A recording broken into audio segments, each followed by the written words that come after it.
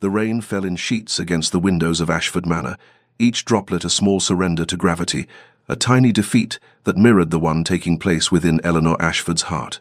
She stood in her father's study, her hands clasped before her with the perfect deportment 22 years of gentle breeding had instilled, while the man who had given her life and who was now, it seemed, taking it back, could not meet her eyes. Lord Richard Ashford had aged a decade in the past year, his shoulders bowed beneath burdens Eleanor had only begun to understand, and as he spoke of debts and obligations and arrangements that had been made for her future, she watched the autumn rain trace paths down the glass like tears she would not allow herself to shed. "The Duke of Greystone has agreed to settle our debts," her father said, and each word fell heavy as stone into the silence between them, "in exchange for, that is to say, he requires." But Eleanor understood before he finished. She had always been a practical girl, had always known that women of her station were currency as much as they were people, and so she nodded with a grace that cost her everything and said simply, "I understand, Father."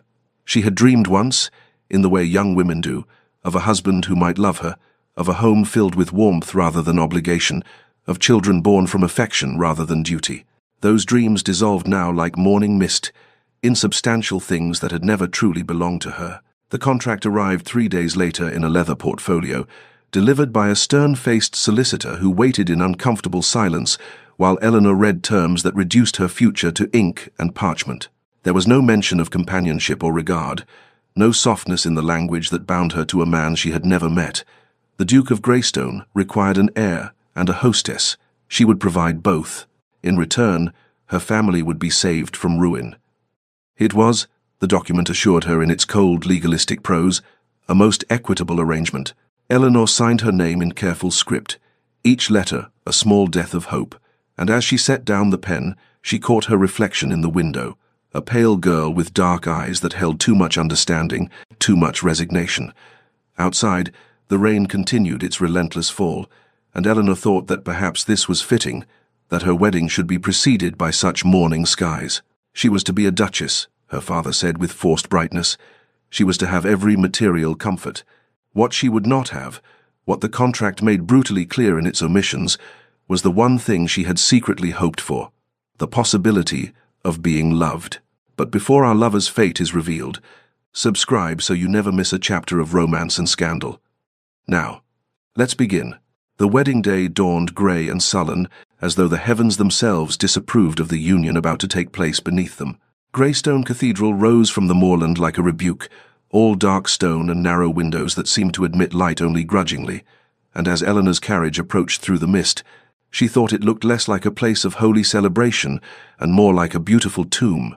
The attendance was sparse, a necessity of discretion, she supposed, for what family wished to broadcast that their daughter had been sold to settle debts? Her father sat beside her in the carriage, his hand trembling as he patted hers with a reassurance neither of them believed, and when they entered the cathedral, Eleanor counted perhaps 20 souls scattered among pews that could hold hundreds, their faces curious and pitying in equal measure. And then she saw him. Duke Adrian Thornwell stood at the altar, with the rigid posture of a man facing execution rather than matrimony, and Eleanor's breath caught despite everything, despite all her resigned practicality, because he was beautiful in the way that winter itself is beautiful, all sharp lines and cold perfection. His dark hair was immaculately groomed, his features aristocratic and severe, his tall frame clothed in formal attire that spoke of wealth and taste and utter indifference to the woman walking toward him. He did not smile as she approached. He did not soften. He simply watched her progress down the aisle with eyes the color of storm clouds, and Eleanor felt herself being measured and catalogued, and found adequate for his purposes, nothing more. The ceremony unfolded with mechanical precision, each word spoken by the priest falling into the vast emptiness of the cathedral like stones into a well.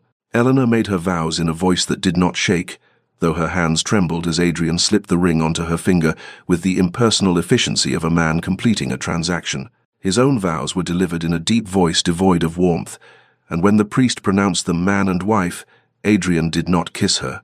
He merely offered his arm, a gesture of form rather than affection, and led her back down the aisle toward the doors and the grey day beyond. It was as they stood in the cathedral vestibule, preparing for the journey to Greystone Hall, that he spoke his first direct words to her.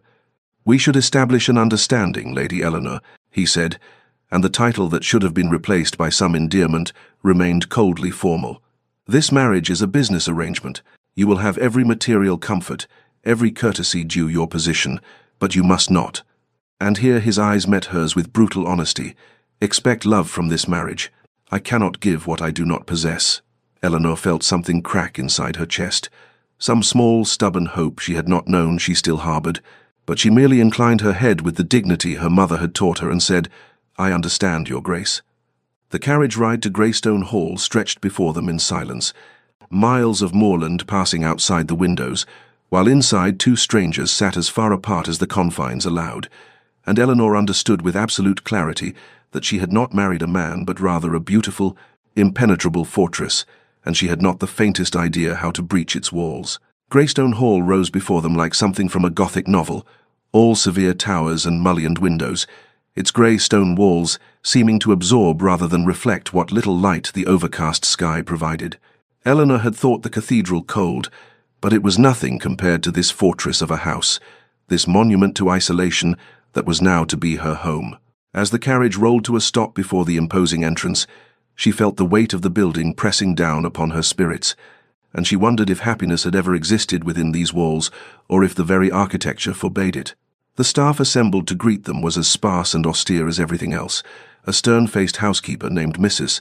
Davies, a butler whose expression suggested he had long ago forgotten how to smile, and perhaps a dozen others who stood in perfect formation, their efficiency evident in every pressed uniform and rigid posture. Adrian acknowledged them with a brief nod and then, without ceremony or warmth, gestured for Eleanor to follow him inside. The tour was perfunctory, almost insulting in its brevity. He walked her through the main floor with the enthusiasm of a man showing a stranger around a property for let. The drawing room, with its heavy drapes and darker furniture, the dining hall with its absurdly long table, the library whose volumes might have interested her had he allowed her more than a passing glance, the music room with its silent pianoforte gathering dust. His commentary was minimal. "This is the East Wing, the portrait gallery. My study, which is private and with each clipped phrase." Eleanor felt herself being assigned her place in this household, which was to say, no place at all. They climbed the grand staircase, their footsteps echoing in the cavernous space, and Adrian led her down a long corridor to the West Wing. "These will be your rooms," he said, opening double doors to reveal a suite that was undeniably beautiful, all silk wallpaper and fine furniture, and windows overlooking the grounds and utterly impersonal. "You'll find everything you require, Mrs. Davies will attend to any needs." He paused at the threshold, making no move to enter, and Eleanor understood with sudden, painful clarity that he would not be crossing this threshold again. "My chambers are in the East Wing," he continued, confirming what she had already intuited. "I keep early hours, I ride at dawn and attend to estate business throughout the day. We will maintain separate schedules. You are, of course, mistress of this house, and may order it as you see fit within reason." Within reason, as though she might overstep, might presume too much upon her position as his wife. Eleanor stood in the center of what was now her cage, however gilded, and nodded once more, that slight incline of her head that was becoming her signature gesture of acceptance. "I understand, Your Grace." He left her then, his footsteps receding down the corridor, and Eleanor sank onto the edge of the enormous four-poster bed, suddenly exhausted by the weight of her isolation. That evening, she dressed for dinner in one of her finest gowns, a futile gesture of dignity, and descended to the dining hall to find Adrian already seated at the head of the table, the very distant head, with what seemed like miles of polished mahogany stretching between them. They ate in silence, the scrape of silver against china, the only sound in that vast room, and Eleanor understood that this was to be her life, beautiful, comfortable, and utterly, devastatingly alone. Weeks passed in a strange, suspended existence where Eleanor found herself living as a ghost in her own home. Adrian kept to his word with almost military precision. He was gone before she woke, though evidence of his presence lingered in the breakfast room. A half-empty coffee cup, a newspaper folded to the financial pages, the faint scent of his cologne in the air. She would take her solitary breakfast and listen to the silence of the vast house, a silence so complete it seemed to have weight and texture, and she would wonder if it were possible to be married and yet more alone than she had ever been in her unmarried life. The manor itself became both her companion and her prison, as she explored its countless rooms with the dedication of someone who had nothing else to occupy her time. She discovered beauty in unexpected places, a conservatory where winter light filtered through glass panes to illuminate exotic plants someone had once cared for, a music room where dust motes danced in shafts of pale sun, corridors lined with portraits of Thornwell's past, who stared down at her with expressions ranging from stern disapproval to vague melancholy. Everything was exquisitely maintained, perfectly appointed, and utterly devoid of warmth, as though the house itself had absorbed its master's emotional temperature and reflected it back in polished marble and cold stone. The library became her refuge, a vast room with floor-to-ceiling shelves that held what must have been thousands of volumes. Eleanor would spend entire afternoons there, curled in a window seat with whatever book had caught her interest, losing herself in other lives and other worlds, because her own seemed too small and too large, all at once, too small in its emotional scope, too large in its echoing emptiness.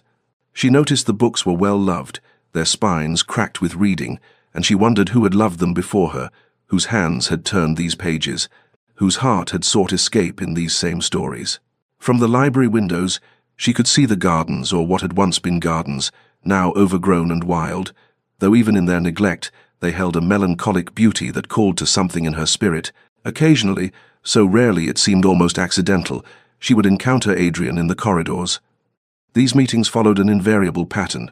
He would pause, incline his head with perfect courtesy, and murmur, "Lady Eleanor," in that formal tone that kept her at a distance more effectively than any locked door, and continue on his way.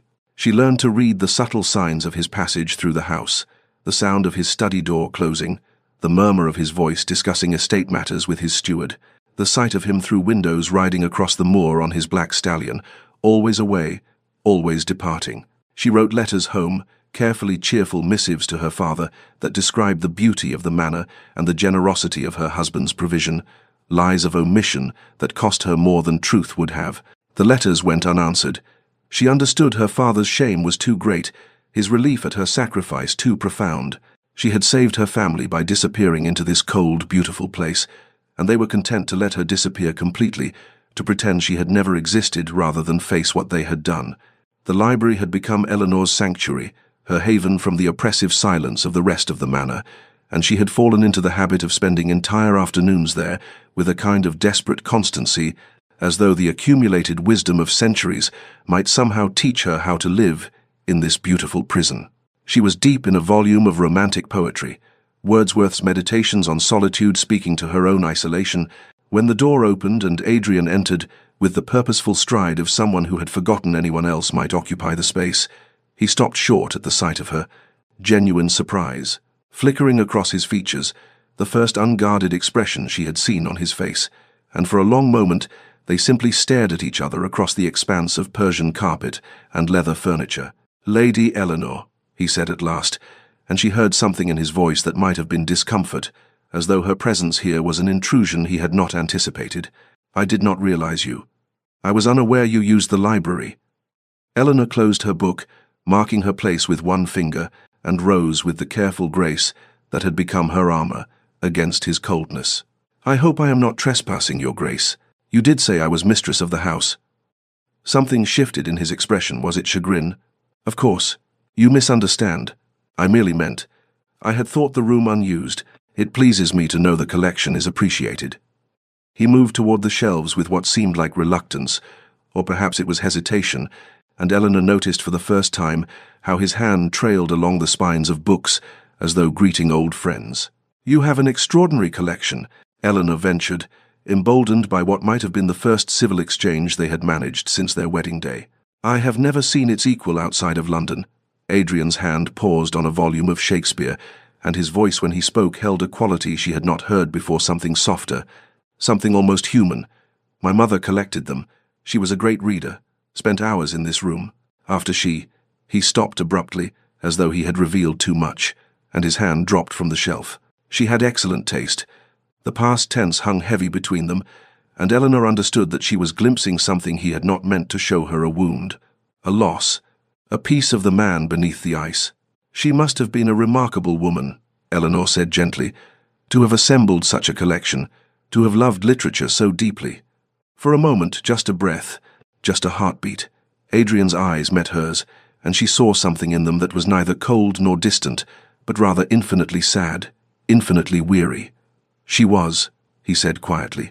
Then, as though suddenly aware of the intimacy of the moment, the crack in his carefully constructed walls, he straightened, and his expression shuttered closed once more. "I came for a volume on estate management. I will not disturb you further." He retrieved his book with swift efficiency and was gone before Eleanor could respond, the door closing behind him with a soft finality that somehow felt like a door slamming. But Eleanor sank back into her chair with her heart beating faster than it had in weeks, because she had seen that flicker of something real beneath his coldness, that glimpse of a man who felt and hurt and remembered. He was not made of stone, after all, and that knowledge, dangerous though it might be, bloomed in her chest like hope. The library encounter, brief though it had been, changed something fundamental in Eleanor's perception of her husband. She found herself watching for him now, not with hope exactly, she had learned better than that, but with a growing curiosity that proved more dangerous than hope had ever been. She began to notice the patterns of his days, the rhythms of a life that ran parallel to hers without ever truly intersecting, and in those observations she discovered contradictions that fascinated and confused her in equal measure. He rode at dawn without fail, and Eleanor took to waking early simply to watch from her window as he departed across the moor, his figure dark against the pale morning sky. There was something almost desperate in the way he rode, as though he were trying to outrun something that followed him always, and she wondered what demons chased a man who seemed to have everything. He would return an hour later, his horse lathered and his own face flushed with exertion, and she would see him at the stables, gentling the animal with hands that were surprisingly tender, speaking to it in low tones that carried a warmth entirely absent from his voice when he addressed her. One morning, Eleanor was walking the corridors when she heard Adrian's voice coming from the servants' quarters, an area she had learned was considered his domain rather than hers. She paused, hidden by the turn of the corridor, and listened as he spoke with old Mr. Henderson, the head gardener who had served the family for 40 years and whose hands now trembled with age. Adrian's voice was gentle, concerned, asking after the man's health and his daughter's children, insisting he take more rest and leave the heavy work to younger hands. There was genuine affection in his tone, real care, and Eleanor felt something twist in her chest because this was the voice of a man capable of warmth, of connection, of kindness, none of which he had ever extended to her. She saw it again in the way he dealt with Mrs. Davies, listening patiently to the housekeeper's concerns about the aging roof and the need for repairs, his attention focused and respectful. She observed him with his steward, discussing tenant concerns with what appeared to be genuine interest in their welfare. He was not, she realized with growing confusion, a cruel man. He was not even, by nature, a cold man. He was simply cold to her, specifically and deliberately cold to her, and that hurt worse than if his coldness had been universal.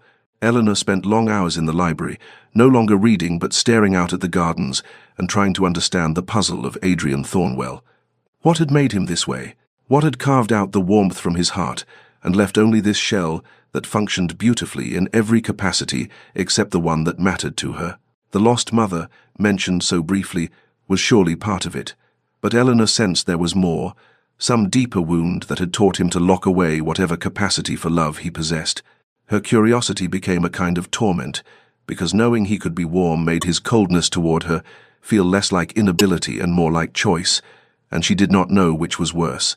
It began with a cough. Eleanor heard it through the heavy oak door of Adrian's study, as she passed one afternoon, a deep, racking sound that spoke of illness being stubbornly ignored. She paused, her hand halfway to her own door, and heard it again, followed by the shuffle of papers and the scratch of pen on parchment. He was working through it, of course. Men like Adrian Thornwell did not permit themselves the weakness of illness, did not allow something so mundane as physical suffering to interrupt the relentless machinery of duty and obligation. Eleanor stood in the corridor for a long moment, warring with herself. He had made it abundantly clear he wanted nothing from her, no softness, no care, no intrusion into the carefully partitioned life he maintained. To offer comfort would likely be rebuffed, and she had suffered enough small rejections to last a lifetime. Yet she found herself moving toward the kitchens anyway, found herself asking cook for honey and fresh ginger, found herself brewing tea with her own hands while the kitchen staff watched with barely concealed curiosity. She added herbs, Her mother had taught her thyme for the throat, chamomile for its soothing properties, and poured the steaming liquid into one of the house's finest china cups. The walk to Adrian's study felt longer than it should have, her heart beating with an anxiety she tried to dismiss as foolish. She knocked softly, waited, received no answer. The coughing had stopped, but she could hear the continued scratch of his pen. Eleanor made her decision quickly. Before courage could desert her, she opened the door just enough to slip inside, placed the tea on the corner of his massive desk where he could not fail to see it, and left without speaking, without waiting to see his reaction, without giving him the opportunity to refuse her small offering. She heard his pen pause as the door closed behind her, but nothing more. The next morning, walking past his study on some invented errand, Eleanor glanced through the half-open door and saw the cup sitting empty on a side table, waiting to be collected by the staff. He had not thanked her. He had not acknowledged the gesture in any way, but the cup was empty, and that somehow felt like enough. It became a pattern after that small, silent gestures that Eleanor offered without expectation of recognition or gratitude. She noticed when his study fire had burned low and arranged for it to be tended more frequently. She observed that he took his coffee black and strong in the mornings and ensured that Cook prepared it precisely to that specification. When she saw him return from a particularly long ride in freezing rain, she had hot water sent to his chambers without being asked. Adrian never acknowledged these kindnesses verbally, never met her eyes with gratitude or even awareness. But Eleanor began to notice subtle changes. The study door, once firmly closed whenever he occupied it, now stood slightly ajar. And most significantly, most heart-racingly, he stopped avoiding the library during the hours she spent there. She would be reading, absorbed in her book, and would look up to find him entering, claiming a chair across the room with a volume of his own. They did not speak. They did not even acknowledge each other beyond the briefest nod. But they shared the space, and the silence between them felt somehow less hostile, less cold, as though some fragile understanding was being built in gestures too small for words. Autumn deepened into something more severe, the moorland winds stripping the last leaves from the trees and rattling the windows of Greystone Hall with increasing ferocity. The house grew colder despite the fires kept burning in every room, and Eleanor found herself spending even more time in the library, where the fireplace was particularly large, and the walls of books seemed to hold warmth like a living thing. It was there, in that sanctuary of leather and paper and flickering firelight, that the distance between her and Adrian began to narrow by infinitesimal degrees. Their silent companionship became routine over the passing weeks. Eleanor would settle into her preferred window seat in the late afternoon, and within an hour Adrian would appear, taking the leather armchair near the fire with his own chosen volume. They existed in parallel, two readers sharing space but not words, and yet Eleanor felt his presence with an awareness that seemed to fill the room. She learned his habits of reading, how he would frown at certain passages, how his fingers would drum against the armrest when something troubled him, how he would occasionally close his eyes, as if committing a particular phrase to memory. And sometimes, when she glanced up from her own page, she would catch him watching her over the top of his book, his storm-grey eyes holding an expression she could not quite decipher before he looked quickly away. The first words spoken between them in the library came on an evening when the wind howled particularly viciously outside, and the fire crackled with unusual intensity. Eleanor had gasped softly at a passage in her novel, and Adrian had looked up with what might have been concern. "Is something wrong?" he asked, and his voice in the quiet room startled her so much she nearly dropped her book. "No," she managed, recovering herself. "Merely an affecting passage. The heroine has just discovered a truth she had been seeking." Adrian nodded slowly, and for a moment she thought that would be the end of it. But then he said, "You read a great deal." "There is little else to occupy my time," Eleanor replied, and instantly regretted the bitterness that had crept into her tone. But Adrian did not seem offended. Instead, something that might have been guilt flickered across his features. "My mother felt the same," he said quietly.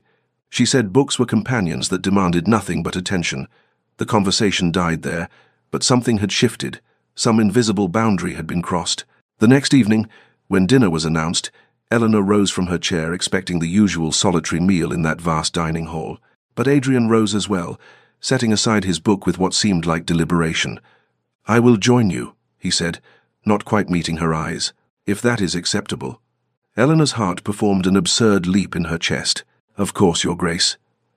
The dinner was stilted, awkward in the way of two people unaccustomed to each other's company attempting conversation. They spoke of safe topics, the severity of the weather, necessary repairs to the tenant cottages, a book they had both read. Adrian's responses were careful, measured, but he listened when she spoke, truly listened, and once or twice Eleanor saw the ghost of what might have been a smile touch the corners of his mouth. It was not warmth, not yet, but it was not coldness either, and as Eleanor retired to her chambers that night, she felt something fragile and dangerous unfurling in her chest. Hope. The storm came without warning, rolling in from the moor with a violence that seemed personal, as though the heavens themselves had taken offense at something and meant to exact vengeance. Eleanor had been in the library when the first crack of thunder split the air, so loud and close it seemed the sky had torn itself apart, and she felt her entire body go rigid with a fear so primal it bypassed all rational thought. She was 8 years old again, trapped in the nursery during the storm that had shattered the great oak outside her window, the tree crashing through the glass in an explosion of thunder and lightning and splintering wood that had missed her bed by mere feet. She had not feared storms before that night. She had feared little else since. The lights flickered once, twice, and died, plunging the library into darkness, broken only by the fireplace and the violent flashes of lightning that turned the windows into momentary squares of blazing white.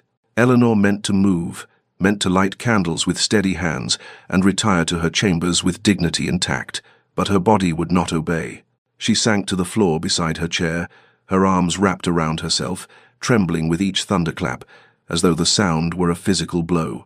She did not hear the door open over the storm's fury, did not know she was no longer alone, until Adrian's voice cut through her panic. Eleanor? Not Lady Eleanor, just her name, spoken with an urgency she had never heard from him.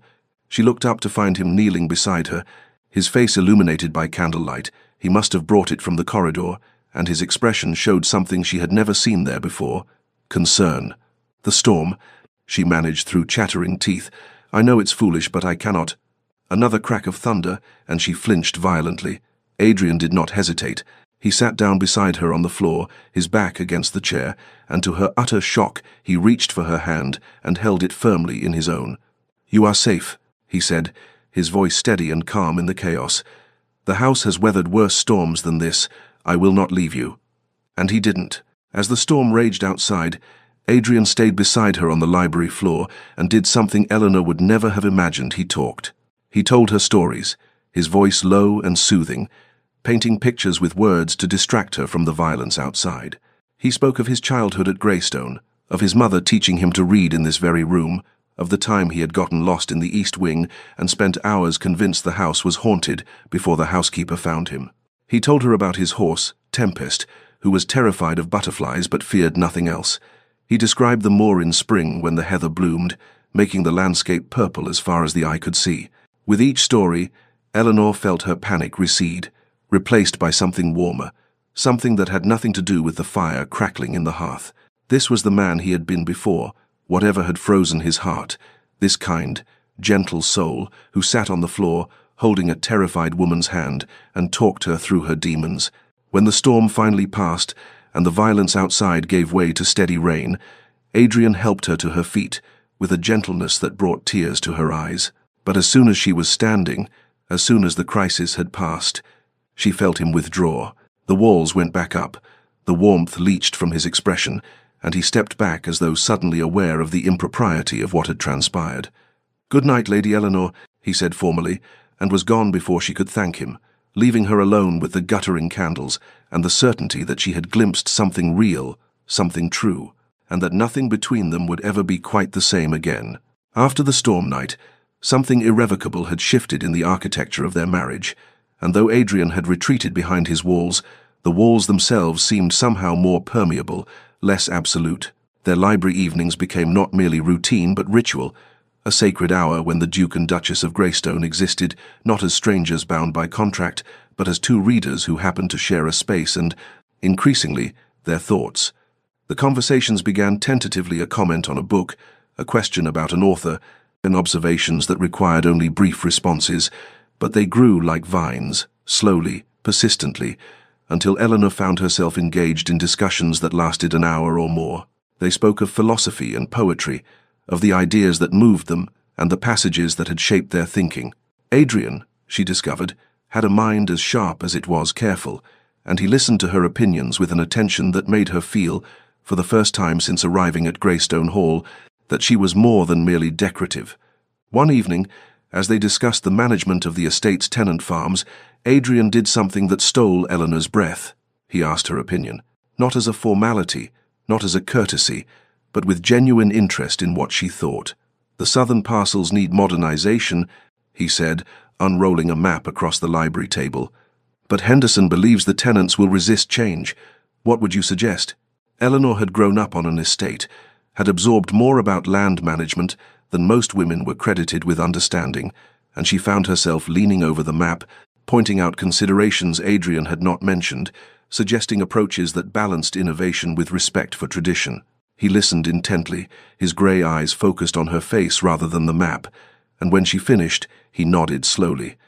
"That is excellent counsel," he said, and the simple acknowledgement warmed her more than any grand compliment could have. She began to notice other changes, small but significant. Adrian smiled occasionally, now not full smiles, not yet, but slight upward curves of his mouth that transformed his severe features into something approaching approachable. He would catch her eye when he found an amusing passage, sharing the joke silently before returning to his reading. He remembered details she mentioned: her preference for tea over coffee, her interest in botany, her birthday, which arrived without fanfare but with a first edition of a novel she had mentioned wanting. Dinners together became regular rather than exceptional, and the long table that had once emphasized their distance now felt absurdly large, so that one evening Adrian simply took the chair closest to hers rather than retreating to the far end. They spoke of the day's events, of books and politics, and the small observations that make up a life, and Eleanor found herself laughing at something he said, actually laughing, and seeing his expression soften with what might have been pleasure at the sound. The distance between them was narrowing by inches, by moments, by the accumulated weight of small kindnesses and growing comfort, and though Eleanor knew better than to mistake this for love, she could not help but feel that they were building something real, something that might, given time and patience, become the foundation for more than mere coexistence. Eleanor had been watching the gardens through the library windows for months, observing how even in their neglect they held a wild beauty that called to something in her soul. They had been magnificent once she could see the bones of their former glory in the overgrown hedges and choked flower beds, in the stone paths disappearing beneath weeds and the fountain long gone dry. One evening, gathering her courage as she and Adrian sat reading, she ventured the question that had been building in her heart. "Your Grace, I wonder if I might have your permission to restore the gardens. They were beautiful once, and I believe they could be again." The effect of her words was immediate and devastating. Adrian's book dropped to his lap, and his face went pale, then flushed, a succession of emotions crossing his features too quickly to catalogue. When he spoke, his voice was rough with something that sounded perilously close to pain. "Those were my mother's gardens. She designed them herself, spent every day tending them. After she died, I could not." He stopped, his jaw working as though the words cost him physically. "No one has touched them in 10 years. Eleanor felt her heart contract at the rawness in his voice. This man who kept himself so carefully controlled, now visibly struggling. "I understand," she said softly. "I should not have presumed." "No."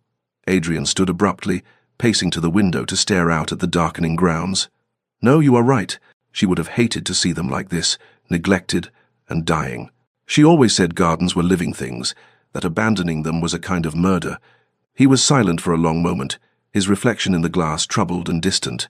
"Do as you think best. You have my permission." But permission, Eleanor understood, was not the same as blessing, and Adrian's departure from the library that night felt like a retreat from a battlefield. Nevertheless, she began the work the very next morning, dressed in her oldest gown, with her hands wrapped in gardening gloves that had once belonged to some previous mistress of the house. She worked methodically, clearing weeds and dead growth, uncovering the garden's structure like an archaeologist revealing buried treasure. The work was physical, exhausting, and exactly what she needed: a purpose beyond reading and waiting, a way to leave some mark upon this place that had remained so stubbornly resistant to her presence.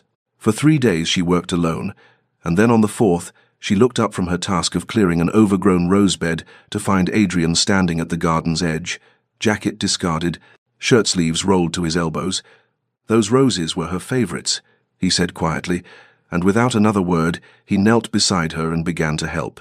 They worked in silence at first, their hands moving in parallel through earth and root, and the physical labor creating an intimacy that conversation never had. Adrian's presence beside her felt different here, without the formal barriers of drawing rooms and dinner tables between them. He was just a man working earth, and she was just a woman doing the same. And when their hands accidentally brushed reaching for the same weed, neither of them pulled away immediately. "She planted this garden the year I was born," Adrian said eventually, his voice soft with memory. "She said every flower was a wish for my happiness."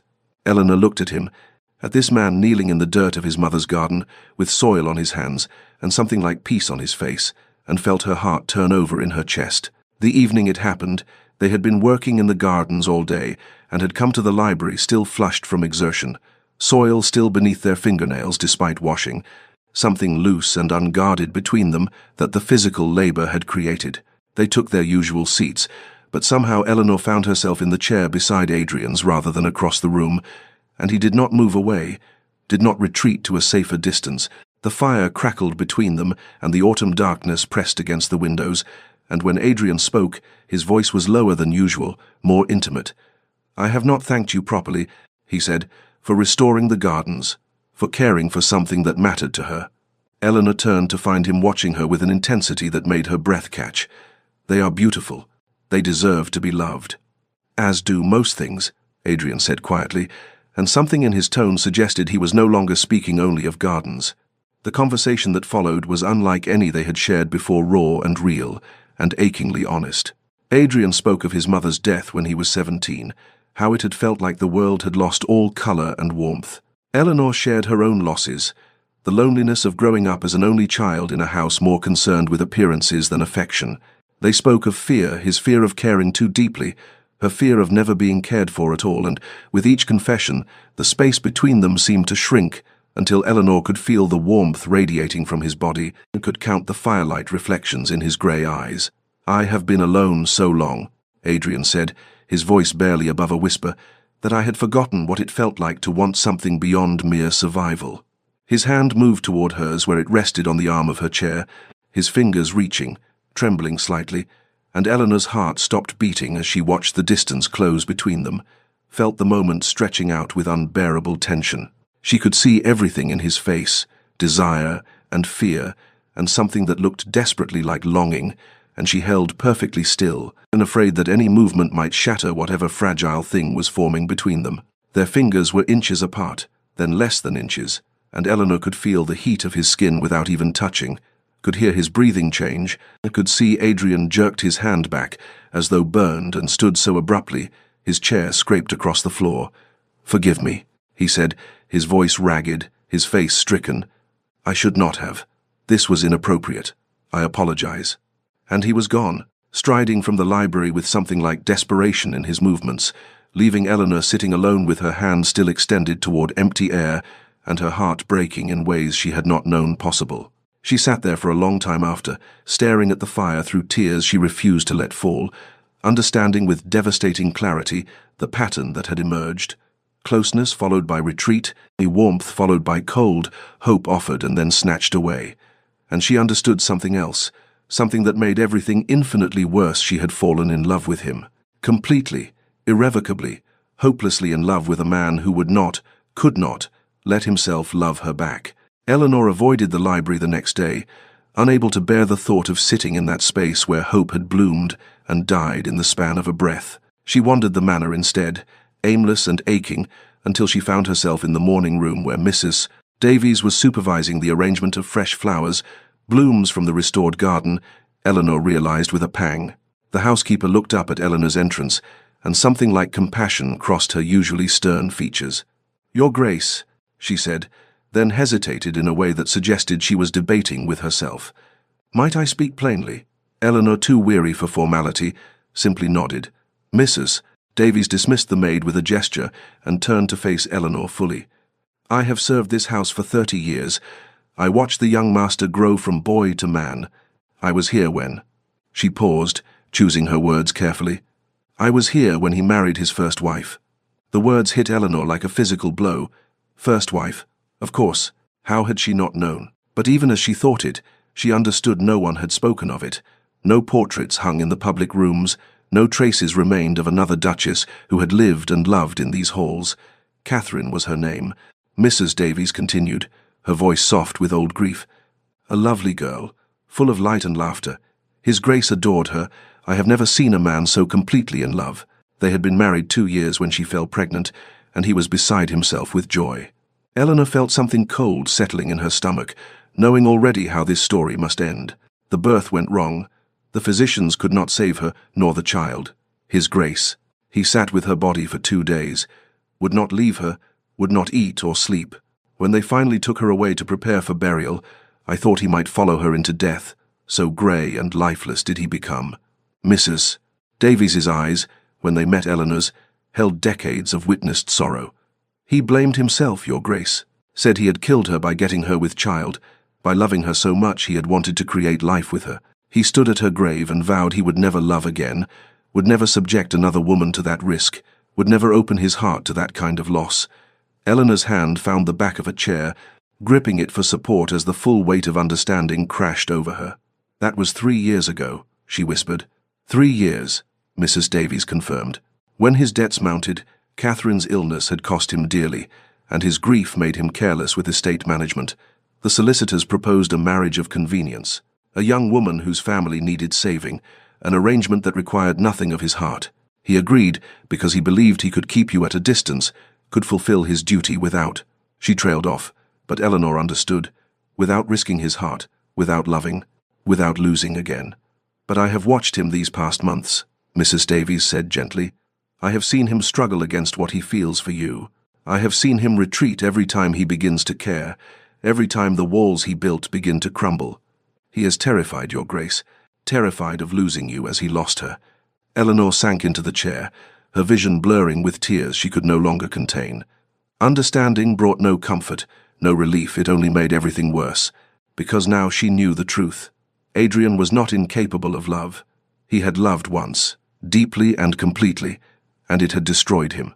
And he had chosen, deliberately chosen, never to love again.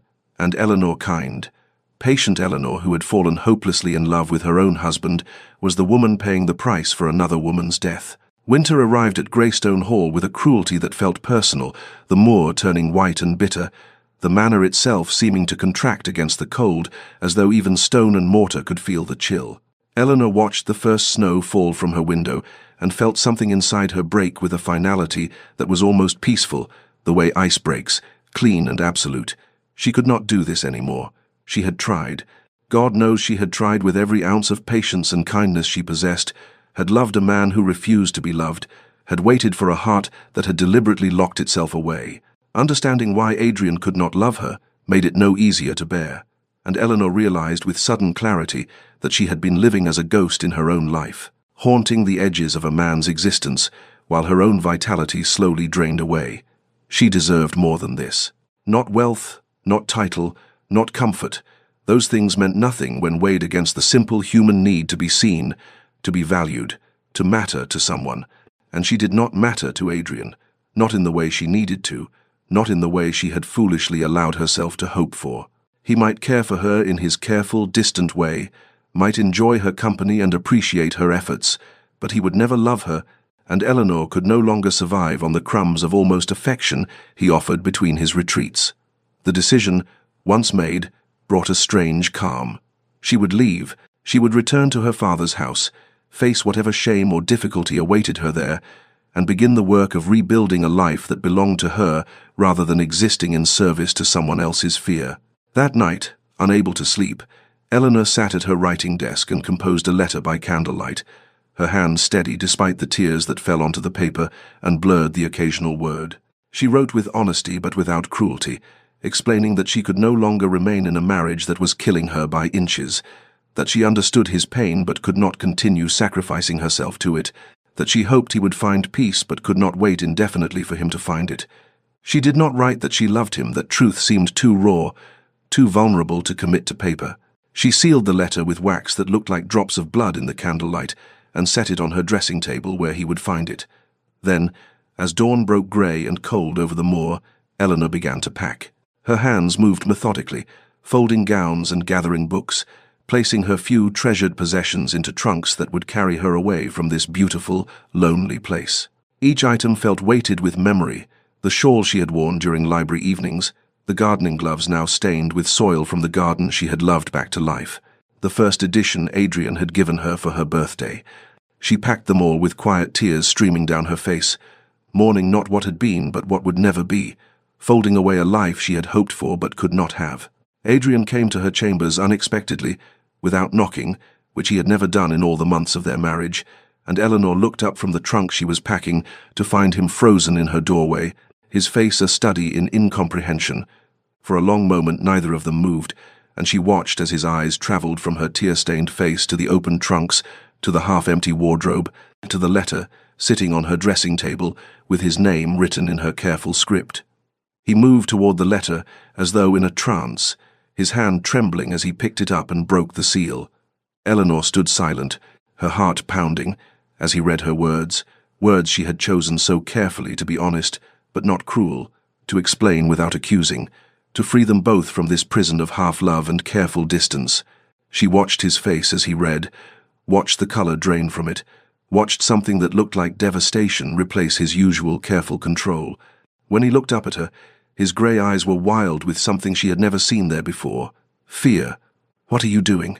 His voice was rough, barely recognizable.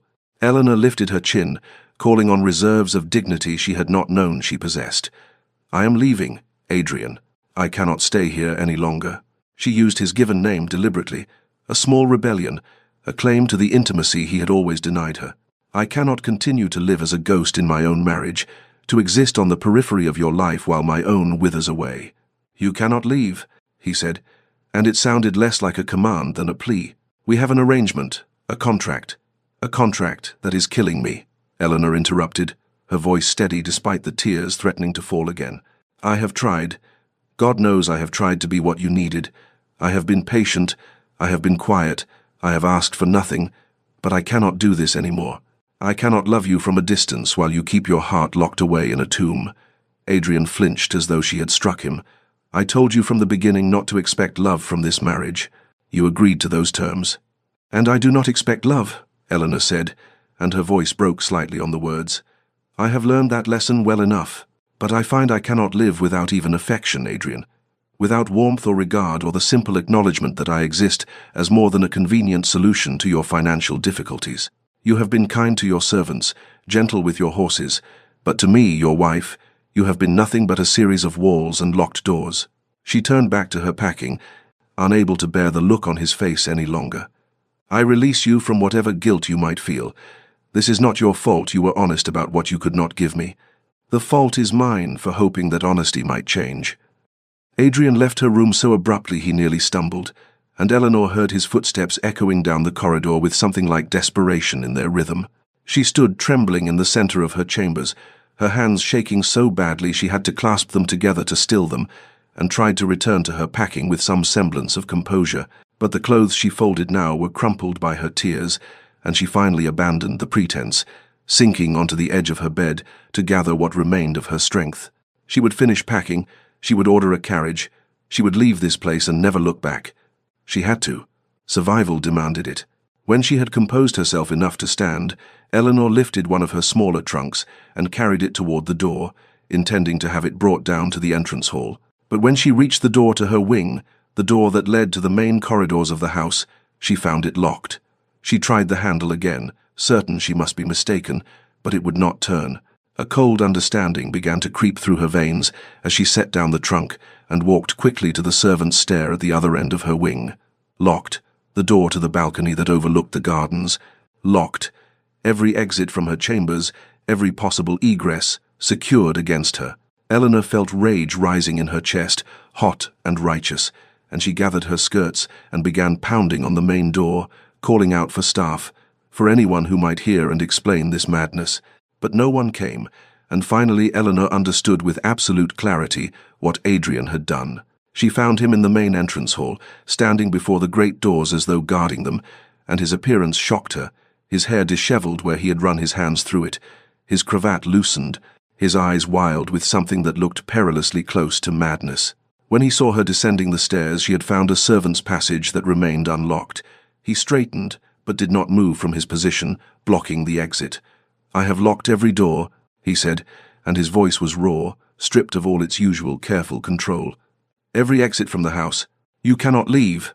Eleanor's anger blazed so brightly she felt incandescent with it. "You cannot keep me prisoner. You have no right. This is madness, Adrian.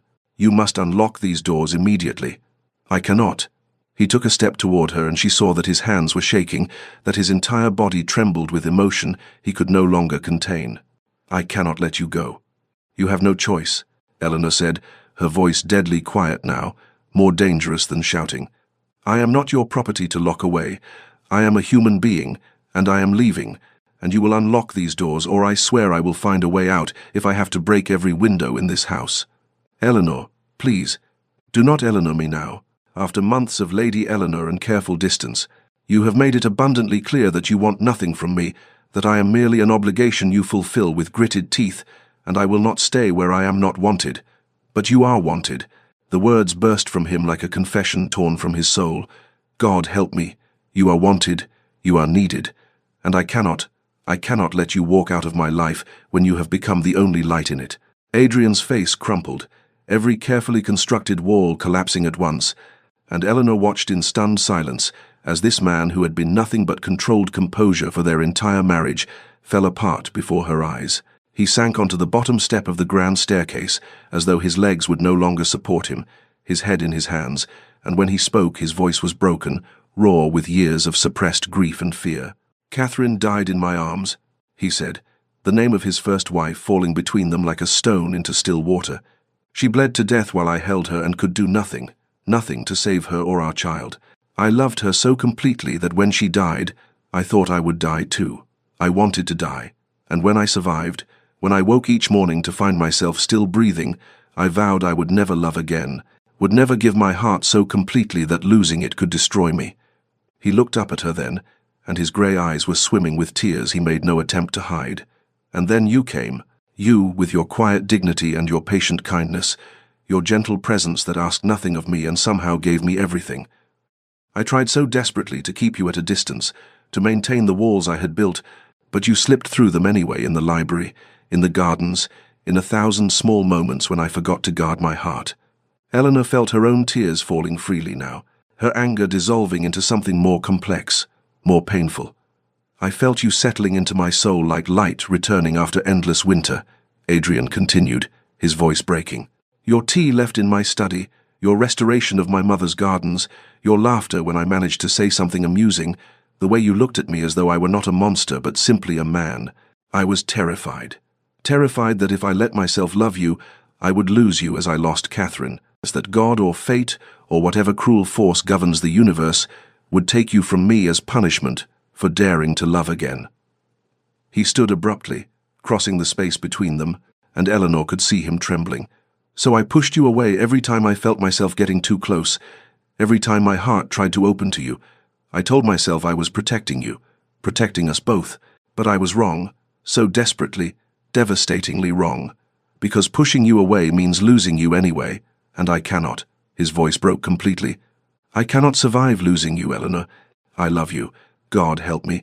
I have loved you for months, perhaps from that night in the storm when you let me see your fear, perhaps from the first moment you looked at me with those dark eyes that saw straight through every defense I possessed." Eleanor's heart was breaking and mending all at once, shattering and reforming into something new. "Adrian," she whispered, and his name on her lips felt like a prayer. "I love you. I have loved you, even when it hurt, even when you retreated, even when I knew I should protect my heart but could not." He reached for her hands, gripping them as though she were the only thing anchoring him to earth. "Stay," he pleaded, and there was no pride left in him, only naked need and desperate hope. "Please stay. Let me spend the rest of my life proving I can be the husband you deserve, loving you the way you should have been loved from the beginning. I will unlock every door, tear down every wall. Just please, please do not leave me." Eleanor looked at this man before her, her husband, this stranger she had loved from a distance, now raw and vulnerable and offering her everything she had ever wanted, and felt the enormity of the moment settling over them both. She did not pull her hands from his, but neither did she immediately acquiesce, because she had learned in these months of loneliness that love without honesty was merely another form of isolation, and she would not trade one prison for another, however beautiful. "I will stay," she said, and watched hope blaze in his eyes before she continued. "But not as I have been living. I cannot return to silence and distance, Adrian. If we are to have a marriage, a real marriage, then we must learn to speak to each other about our fears, our pain, everything we have been holding back. You must let me in, truly in, not just when crisis forces your walls down, but every day, in every small moment." Adrian nodded, his grip on her hands tightening. "Yes, anything, everything, I swear it. And I must be able to trust that when you retreat, because old habits do not die easily, you will come back, that you will fight your fear instead of surrendering to it, that you will choose me, choose us, even when it terrifies you." "I will," he said, his voice fierce with promise. "I swear on everything I hold sacred, I will choose you every day for the rest of my life." He released her hands then and crossed to the great doors, producing a ring of keys from his pocket and unlocking them with hands that still trembled. Then he moved through the entrance hall, unlocking door after door, the literal manifestation of his metaphorical surrender, until every exit stood open to her, every choice returned. "You are free to leave," he said, returning to stand before her. "I will not hold you prisoner, but I am begging you to stay." Eleanor felt tears streaming down her face as she reached for him, and this time, when their hands met, there was no hesitation, no retreat. She stepped into his arms and felt them close around her, with a tenderness that stole her breath. And when he lowered his head to kiss her, their first true kiss, in their first moment of genuine intimacy, it felt like coming home after a lifetime of wandering. They held each other in that entrance hall as though they might never let go, and Eleanor felt years of loneliness dissolving in the warmth of his embrace, felt his heart beating against hers in a rhythm that promised this was real, this was beginning, this was theirs. They talked through that night, moving eventually to the library where their tentative friendship had first taken root, and there, by firelight, they finally gave each other the truth. Adrian spoke of his mother, of her death that had first taught him that love meant loss, and then of Catherine, not to compare but to honor, sharing memories of a love that had been real and beautiful and had ended in tragedy. He spoke of his guilt, the irrational but powerful belief that his love itself was dangerous, that he destroyed what he cherished.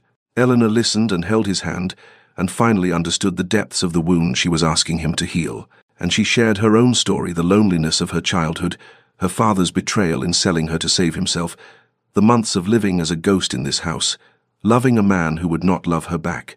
They laid their pain between them like offerings, and in the sharing found that pain diminished, became bearable, became simply part of their story rather than the whole of it.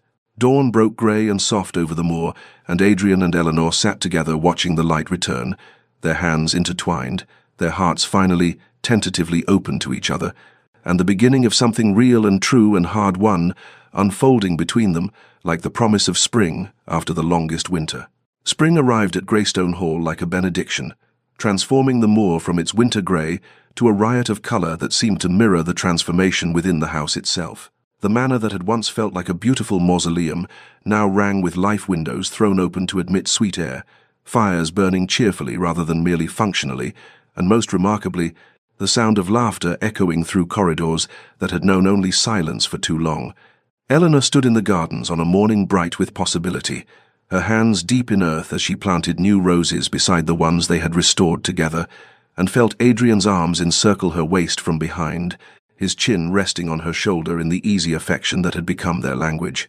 "Mrs. Davies will scold if she sees you've gotten soil on your dress again," he murmured against her ear, but there was laughter in his voice, no real concern. Eleanor leaned back into his embrace, glorying in the simple freedom to touch and be touched, to claim these small intimacies they had been denied for so long. "Then you shall defend me to her, as my husband ought. Always," he promised, and turned her in his arms to kiss her properly, thoroughly, in full view of anyone who might be watching, with none of the restraint or fear that had once governed every interaction between them. These stolen moments had become the fabric of their days, Adrian finding her in the library to steal a kiss between chapters, Eleanor interrupting his work in the study to bring him tea and stay for conversation that stretched into hours, both of them discovering the joy of simply being together without walls or barriers between them. The staff had noticed, of course. Eleanor had overheard Mrs. Davies remarking to the butler that his Grace was a changed man, that she had not seen him smile so much in all her years of service, that the house itself seemed lighter somehow, as though happiness were a physical thing that could illuminate stone and mortar. Adrian was indeed transformed, this man who had been so austere, so remote, now openly doting on his wife with an intensity that might have been embarrassing if it were not so clearly genuine. He brought her flowers from the moor, commissioned a portrait of her in the garden, asked her opinion on every estate decision, and listened as though her thoughts were precious. He was making up for lost time, Eleanor understood, trying to pour months of suppressed affection into every moment they now shared. And Eleanor bloomed under the warmth of his love like the gardens they tended together, her own transformation evident in the brightness of her smile, the confidence in her bearing, the way she moved through the manor as though she finally, truly belonged. They spoke often of the future now, of the life they were building together. One evening, as they sat in the library with Eleanor reading against Adrian's shoulder, he ventured quietly, "I have been thinking about children, if you would want them. I know I once feared—" Eleanor stopped his words with her fingers against his lips. "I would love to have your children, Adrian, when we are ready, when the fear has healed enough." And they both understood that healing was not forgetting, but rather learning to live with scars, to be brave despite them, to choose love even knowing its risks. 2 years later, the gardens of Greystone Hall stood in full magnificent bloom, a testament to patience and care and the transformative power of love deliberately chosen. Eleanor sat in the shade of an old oak tree, her hand resting on the swell of her belly where their child grew, and watched Adrian approach across the lawn with that smile that still made her heart perform small acrobatics in her chest, the smile he wore only for her, open and warm and free of shadows. He settled beside her on the blanket she had spread, his hand immediately covering hers on her belly, feeling for the movements of the life they had created together. "Strong kicks today," he murmured, his grey eyes alight with wonder and joy, and something that looked remarkably like peace. "She takes after her mother." "He," Eleanor corrected teasingly, and Adrian laughed that full, genuine laugh she had worked so hard to coax from him and now heard daily, and pulled her close to kiss her temple, her cheek, her lips. They sat together as the afternoon light turned golden, reading aloud from a book of poetry, his hand never leaving the place where their child moved beneath Eleanor's heart. And she thought of the woman she had been 2 years ago, lonely, resigned, prepared to leave, and marveled at how completely their lives had transformed. Adrian had kept every promise made in that desperate dawn confession, had chosen vulnerability over safety, had learned to speak his fears instead of hiding behind them, and in doing so, had freed himself from the prison of his own guilt. He no longer flinched at happiness, no longer waited for tragedy to strike. He simply loved her, openly and completely, and let himself be loved in return. Dear listener, if you have stayed with us through this journey, perhaps you recognize something of yourself in Eleanor or Adrian, the loneliness of loving someone who cannot love you back, or the fear that keeps you locked away from the very thing you need most. Know this, sometimes the coldest hearts need only patience and the warmth of steady kindness to thaw, but patience must never mean martyrdom. Eleanor's willingness to walk away, to choose herself and her own worth, became the catalyst that forced Adrian to confront what he was losing. Real love requires vulnerability from both people. One person's courage cannot sustain a relationship alone. If you find yourself living as a ghost in your own life, accepting crumbs when you deserve the feast, remember that you teach people how to treat you by what you accept. Walking away is not failure, but rather an act of profound self-respect, and sometimes it is the very thing that makes someone realize what they have taken for granted. But know, too, that some hearts cannot be unlocked from the outside, that you cannot love someone into healing, and there is no shame in leaving when staying costs you yourself. May you find the courage to be vulnerable, the wisdom to know your worth, and the grace to choose love when it is offered freely rather than parceled out in fearful increments. May you build gardens where once there was only wilderness, and may you know the peace of being loved exactly as you are. Rest well, dear listener, and may your own story find its happiness. This has been a tale from Sweetly Told Stories, where every ending reminds us that love, real love, is always worth the courage it demands.